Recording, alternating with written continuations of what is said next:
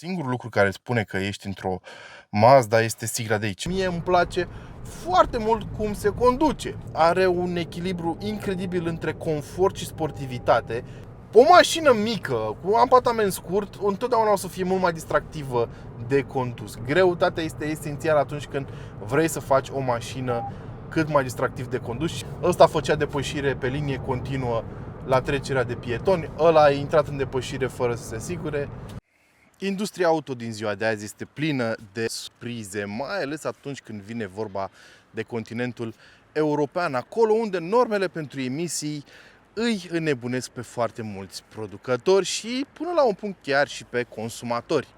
Știu că foarte mulți dintre voi sunteți destul de enervați pe cât accent pune Uniunea Europeană pe partea asta de emisii dăunătoare a mașinilor și asta pentru că de multe ori vă face alegerea unui model pentru voi sau familia voastră destul de complicată, pentru că toate aceste reguli de reducere a emisiilor duc la creșterea prețului de producție și, bineînțeles, la rândul lor, la creșterea prețului de achiziție. Ei bine, toate aceste măsuri trebuie totuși să înțelegem că sunt luate cu intenții bune. Poate că birocrații de la Bruxelles sunt un pic rupți de realitate, cu asta pot să fiu de acord, poate că sunt un pic prea ambițioși în țintele lor, dar pot să înțeleg de unde vine intenția asta a lor generală, ceea de a reduce emisiile cât mai mult și nu mă refer doar la dioxid de carbon, mă refer la emisii în general. Pentru că, cel puțin dacă ne uităm chiar și în România, mai ales în București, acolo unde locuiesc eu, nivelul de poluare este îngrijorător de mare, iar asta duce la rândul său la probleme grave de sănătate pentru foarte mulți dintre noi. Și ca să vă dau un exemplu din viața mea personală, în momentul de față sunt în orașul meu natal, în Galați. Un oraș care a fost puternic industrializat începând cu anii 60-70, când s-a deschis combinatul siderurgic aici. De altfel, până la acel moment, Galațiul nu era unul dintre cele mai mari orașe din România. Ulterior s-a dezvoltat foarte mult. Și asta a fost făcut un pic forțat, da? Pentru că aici s-a dorit deschiderea combinatului. Dar ideea de la care plecasem era legată de poluare. Ei, combinatul acesta, știți foarte bine că nu a fost neapărat cel mai curat mediu de lucru și Galațiul a avut de suferit din cauza poluării foarte mulți ani. Și totuși, de fiecare dată când vin aici în Galați și plec din București, mi se pare că întâlnesc o calitate a aerului mult mai bună decât în capitală. Și se simte instantaneu. Când mă întorc în capitală, când mă întorc la București, după 10-15 minute de respirat aerul de acolo, pur și simplu mi se înfundă nasul. Ceva ce aici în Galați nu se întâmplă. Și Galațiul, repet, nu este tocmai un punct de referință când vine vorba de calitatea aerului. Asta trebuie să înțelegem toți, faptul că alegerile pe care le facem cu banii noștri poate că ne aduc beneficii pe termen scurt, dar trebuie să ne gândim și pe termen lung la ce se întâmplă cu cei din jurul nostru, la ce se întâmplă cu calitatea aerului, cu creșterea alarmantă a numărului de cazuri de astm la copii, creșterea alarmantă a numărului de cancere pulmonare, faringiene și așa mai departe. Sunt lucruri cu care nu ar trebui să ne jucăm. Și știu că o să pară că iau apărarea Uniunii Europene, dar vă spun, înțeleg că uneori sunt un pic prea zealoși în ceea ce privește țintele lor ambițioase de poluare, dar pe de altă parte trebuie să ne gândim și la ideea mai mare a lucrurilor. Nu neapărat la salvarea planetei prin folosirea de mașini electrice și hibride, ci la salvarea noastră, prin reducerea numărului de particule dăunătoare pe care le inhalăm. Ei, în acest sens, Mazda și-a unit forțele cu Toyota, într-o mișcare pe care am mai văzut-o de altfel și în alte combinații, de exemplu, în colaborarea Toyota cu Suzuki. Aici pe canal v-am prezentat Acros, cred că de 2 ori, și în gama Suzuki mai avem și Swaze, care este nimic altceva decât o Corolla, la fel cum Acros este un RAV4 rebranduit. Iată că și Mazda a intrat în acest joc pentru că, vă spuneam, producătorii sunt obligați să respecte niște ținte de emisii pe flotă și Mazda este unul dintre producătorii care încă mai oferă foarte multe motoare aspirate natural. Motoare care, neavând avantajul unor turbosuflante, au emisii ceva mai mari de dioxid de carbon. Și pentru a contrabalansa acest lucru, iată că lângă noi avem Mazda 2 hibrid. Fix ăsta este numele oficial. Pentru că dacă te uiți în catalogul Mazda, o să observi că mai există și Mazda 2 clasic cu motorul aspirat al celor de la Mazda. Așadar, dacă intri în configurator, o să vezi două modele Mazda 2. Unul convențional și unul hibrid și o să vezi și două prețuri foarte diferite. Și nu în ultimul rând, o să vezi și un design foarte interesant pe mașina asta, pentru că, așa cum probabil v-ați dat seama deja, acesta nu este altceva decât un Yaris rebranduit. Dar, spre deosebire de cei de la Suzuki, unde diferențele de design erau insesizabile sau lipseau cu desăvârșire, aici avem câteva modificări interesante pe mașina asta. Oricum ar fi, când mă uit la ea, nu pot decât să am flashback-uri de la momentul în care am testat Yaris GR. Și este absolut fenomenal cum poate să tragă mașina asta. Gaz, da? Gaz, gaz, gaz, gaz! Ce momente fascinante, cât de mult mi-a plăcut mașina aia. Acesta este fratele mai docil, dacă vreți, al acelei mașini, dar unele proporții și din unele locuri seamănă, bineînțeles, cu Yaris GR, care este o mașină în două uși, mă rog, ultra performantă. Ați văzut clipul cu ea, dacă nu l-ați văzut, vă recomand, de ziua în care m-am îndrăgostit de acea mașină. Ce vedem aici? Da, este un Yaris în, nu știu, cu tricou pe care nu scrie Toyota, scrie Mazda. Dar în mare, aceasta este mașina. Farurile sunt identice și multe elemente din față sunt identice. Ce au făcut cei de la Mazda a fost să modifice un pic mașina în mod normal. Inițial, acest model a fost introdus pe piață anul trecut. Și anul trecut arăta exact ca un Yaris, numai cu siglă Mazda. Ulterior, cei de la Mazda au modificat câteva elemente pe mașina asta și au făcut-o să arate un pic mai mult a Mazda. De exemplu, grila frontală a fost modificată pe modelul acesta și acum are o formă mai apropiată de ceea ce propune Mazda în continuare. Bine, nu s-a modificat atât de mult încât să spui că asta e o Mazda. De exemplu, dacă ar fi vorba de o Mazda convențională, da, adevărată, sigla Mazda ar fi fost în centrul grilei, nu ar fi fost deasupra cum este la Toyota. Deci au încercat să rotunjească un pic lucrurile, la fel și în spate sunt câteva diferențe subtile față de Yaris, dar nu decisive, astfel încât să spui că mașina asta este 100% o Mazda și nu o Toyota. Acum, ce ar trebui să știi este că în funcție de nivelul de echipare, mașina asta poate să arate diferit. Da? Noi aici avem nivelul de echipare Homura, care este doar un pas mai jos de Homura Plus, care este nivelul de top. Din punctul meu de vedere, vă spun de pe acum, Homura Plus nu este neapărat o alegere necesară. Este pentru cei care chiar iubesc mașina asta și vor să bage foarte mulți bani în ea, să aibă absolut toate opțiunile. O să vă explic pe parcurs care sunt diferențele între Homura și Homura Plus. De la exterior, diferența o să fie observabilă aici, pentru că Homura Plus are plafon panoramic, ceea ce pe mașina asta lipsește. Nu este, din punctul meu de vedere, o necesitate. Jantele vor fi la fel de 17, dar să știți că în funcție de nivelul de echipare ele pornesc de la 15, urcă la 16 și apoi la 17. Elementele exterioare cu negru iarăși sunt parte din pachetul Homura, dar le ai și pe Homura Plus, nu le ai pe alte modele. Sunt câteva detalii minore la exterior. Ce vreau să vă spun în finalul acestei părți de introducere de la exterior este faptul că mie îmi place foarte mult cum arată mașina asta. Îmi place cum are aceste aripi evazate și în față și în spate. Formele ei sunt pătrătoase și agresive. Îmi place foarte, foarte, foarte mult cum arată. Dar deja, dacă mă urmăriți de foarte mult timp, știți că eu sunt fanul mașinilor mici și nervoase. Știți probabil că am vrut să-mi iau un Fiat Abarth 500 acum 2 ani și ceva. Cam atât de la exterior. Da, avem semnătură luminoasă exact la fel ca la Yaris, avem faruri cu tehnologie LED adaptive.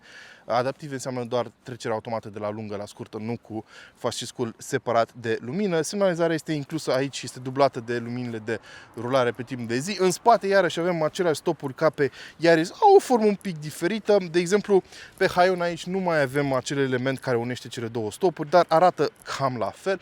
Și ultimul lucru despre care vreau să vorbesc este portbagajul. Portbagaj care are 286 de litri, la fel ca pe Yaris. Mașina în exterior are sub 4 metri, are 3 metri 960, ceva de genul ăsta, ceea ce face o subcompactă prin definiție. Portbagajul, vă spuneam, are 286 de litri, la fel ca pe Yaris și este mai mult decât ai pe un Mazda 2 normal, da? Deci celălalt pe care Mazda 2 din gama producătorului japonez, care are 220 de litri. Acum vreau să iau camera și să vă arăt în detaliu interiorul și apoi, bineînțeles, o să ne punem un pic la drum să vedem cum se conduce această mașină. Și zic să începem prezentarea interiorului cu zona din spate, ca de obicei, nu? Da, Vorbim de o subcompactă și nu știu dacă o să încap acolo, problema pe care am mai avut-o și pe alte subcompacte, dar pot să vă descriu materiale, calitatea materialelor. Aici avem un plastic dur, e de așteptat, vorbim de o mașină de buget până la urmă, iar și aici avem plastic, până și mânerul e făcut tot dintr-un plastic. Și cam așa arată zona din spate și scaunele din spate. Iar aici avem scaunul reglat pentru înălțimea mea, 1,84, deși observați cât loc mai rămâne. Nu cred că o să mă chinui să intru aici în spate. Nu are rost să mă vedeți cum mă străduiesc să mă înghesui aici. Tapiseria este una foarte interesantă. Vorbim de material textil aici pe mijloc și de o piele sintetică pe lateral. Sincer, se simte foarte bine la atingere și îmi place acest motiv rombat de aici. Arată bine. Nu avem cotieră și bancheta spate e rabatabilă 40. Nu e 40, 20, 40, este asimetrică, e 60 cu 40. Haideți să ajungem și în față. Aici se schimbă un pic lucrurile, pentru că plasticul de aici de sus este de o calitate un pic mai bună, dar nu mult mai bună. Iar aici toată această zonă centrală este îmbrăcată într-un material textil, care se simte oricum mult mai bine decât plasticul. Iarăși avem mâner de plastic și interesant unde e poziționat mânerul. Pentru novici s-ar putea să fie destul de greu de văzut. Iarăși plastic și buzunare pentru stocare. Aici avem o sticlă de 0,75. Încape foarte bine. O să încapă și una de 1 litru. Hai să vedem și scaunele față, care îmi plac mult, sunt super confortabile și oferă și susținere laterală foarte bună. Iarăși avem aceeași combinație de material și în față, numai că aici avem o suprafață rombată mai mare decât în spate, da? Și o suprafață din piele sintetică mai mare. Arată foarte bine. Aici avem reglaj lombar pentru că avem un nivel de echipare Homura, da? Dar în rest celelalte reglaje sunt manuale. Și așa arată Mazda 2 de la volan. Da? Dacă aș acoperi sigla asta, m-am apăsat pe claxon din greșeală, probabil v-ați gândit că suntem într-un Yaris și nu v-ați înșela. Față de exterior, ne avem câteva diferențe interesante de design. La interior, singurul lucru care spune că ești într-o Mazda este sigla de aici. În rest, totul arată ca pe Yaris. Ceea ce nu este neapărat un lucru rău, o să pornesc mașina pentru că îmi este cald. Nu este neapărat un lucru rău, cum vă spuneam, pentru că Yarisul e o mașină foarte apreciată de clienți și o mașină super corectă din punctul meu de vedere. Bun, hai să vedem. Consolă centrală, butoane pentru moduri de condus, oprirea controlului tracțiunii și modul EV de condus, auto hold, frână de staționare. Aici avem două suporturi de bahare și o cotieră rabatabilă și ajustabilă. Asta mi-a plăcut pe mașină. Schimbătorul de viteză de la cutia CVT, o să vorbim despre asta mai târziu. Plită de încărcare wireless, două porturi USB Type-C, butoanele pentru activarea și dezactivarea încălzirii pasagerilor față. Sistem de climatizare pe două zone pe Homura Plus, da? Este fix la fel ca pe Toyota. Zona de depozitare torpedou, destul de ok per total. Și planșa de bord este făcută dintr-un plastic moale, deci toată această zonă este moale, doar acolo avem un plastic ceva mai tare în partea de sus. Și în funcție de nivelul de echipare o să ai aici un ecran mai mare sau mai mic, bineînțeles. Ăsta este cel de 9 inch pe care îl primești pe cam toate modelele, inclusiv pe Homura. Pe Homura Plus o să ai un display aici de 10,5 inch. Nu cred că ai nevoie de ceva mai mult, sincer, la cât este de mic acest interior. Vorbim de sistemul de operare al celor de la Toyota, bineînțeles. Aici ai butoanele de volum, home și opțiuni. Da, este foarte simplu de folosit. Ai câteva pictograme aici din care poți să alegi, poți să intri în meniul de vehicul, de exemplu, și să, nu știu, verifici fluxul de energie și așa mai departe, informații șofat, consumul de carburant și așa mai departe, zona de multimedia pentru sursele tale audio, Android Auto și Apple CarPlay, care oricum vor ocupa tot acest ecran. Conectivitatea se face fără fir pe acest nivel de echipare, dar din câte am înțeles, pe alte niveluri de echipare trebuie să conectezi cu cablu telefonul folosind acest port. Acesta este doar de încărcare. Și aici avem instrumentarul de bord, care iarăși poate avea mai multe dimensiuni. În această versiune avem un instrumentar de bord de 7 inch, dar și cum se măsoară cei 7 inch? Vedeți că ecranul este doar partea asta pătrată de pe mijloc. În lateral avem niște afișaje analogice. Dacă îți iei nivelul de echipare Homura Plus, o să ai o să ai un ecran pe toată lățimea acestei zone, adică 12,3 inch.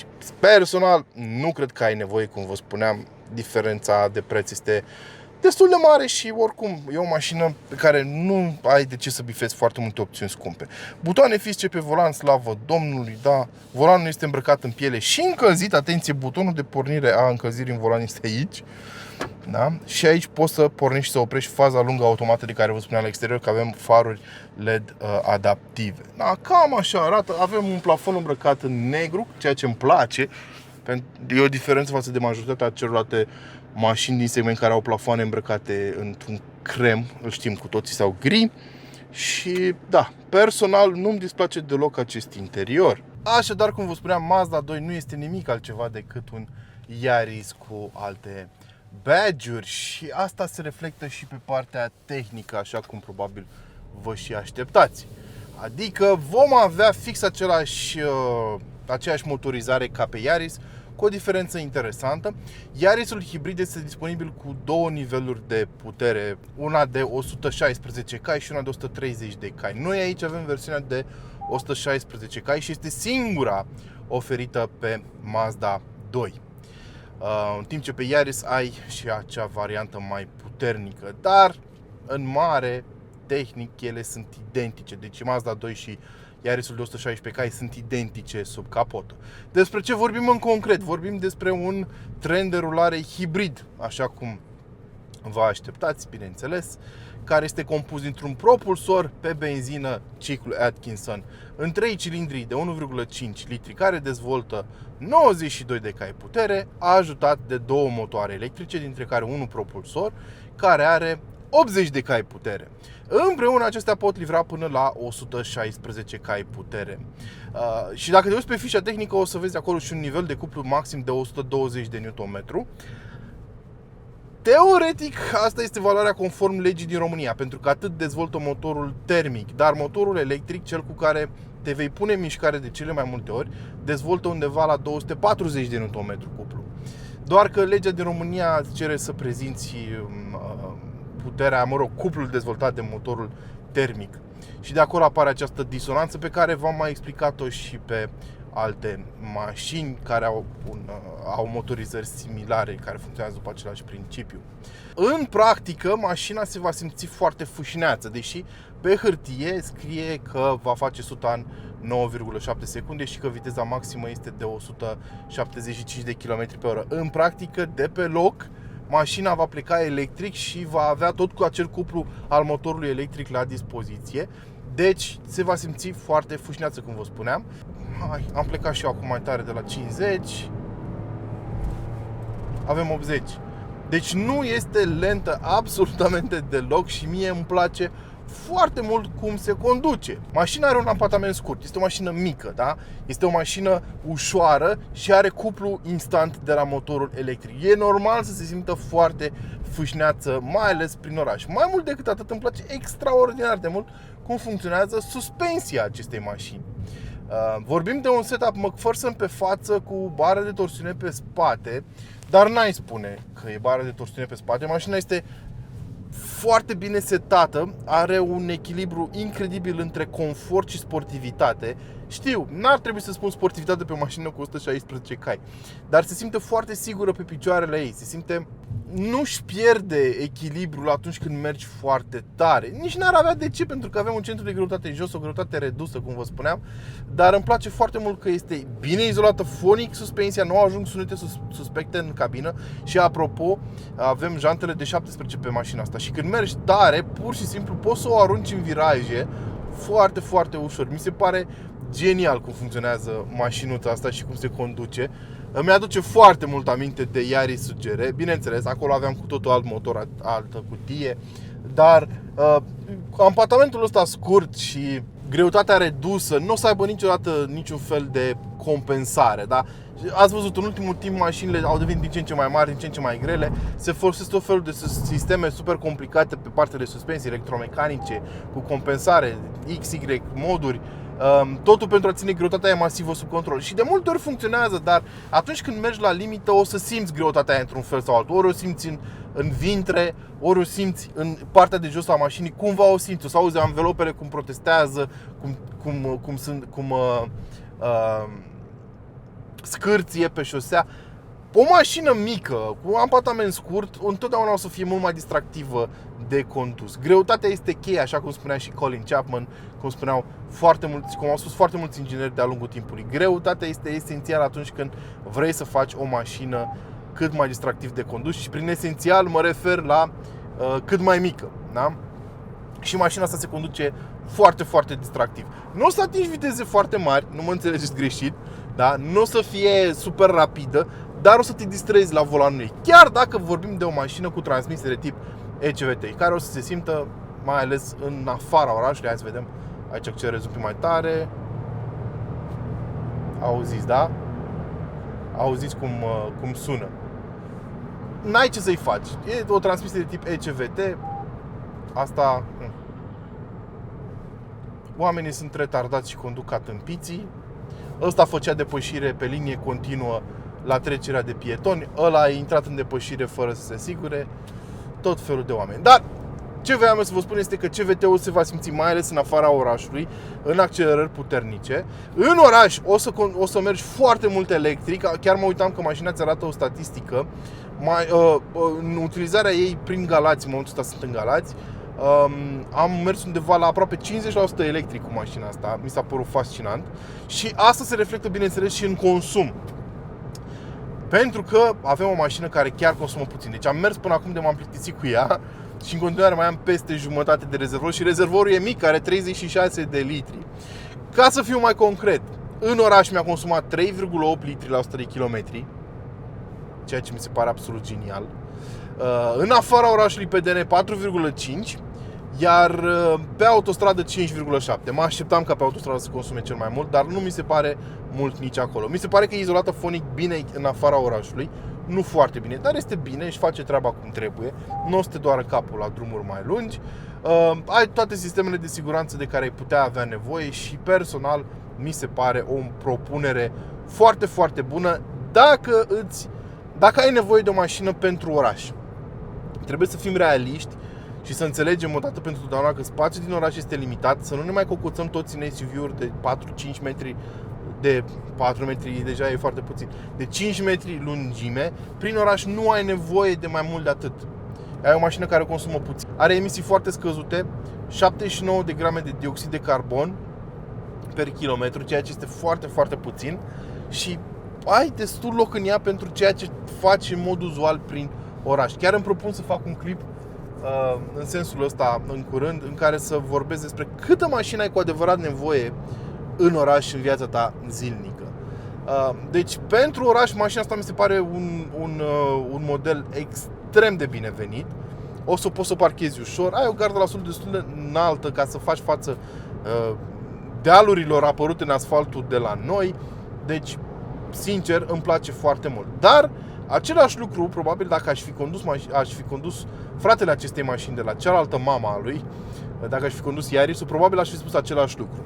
Și atunci, care e diferența între Mazda 2 hibrid și Toyota Yaris? În primul rând, Yaris-ul poți să ți-l cumperi și termic, nu trebuie să ți-l cumperi neapărat hibrid.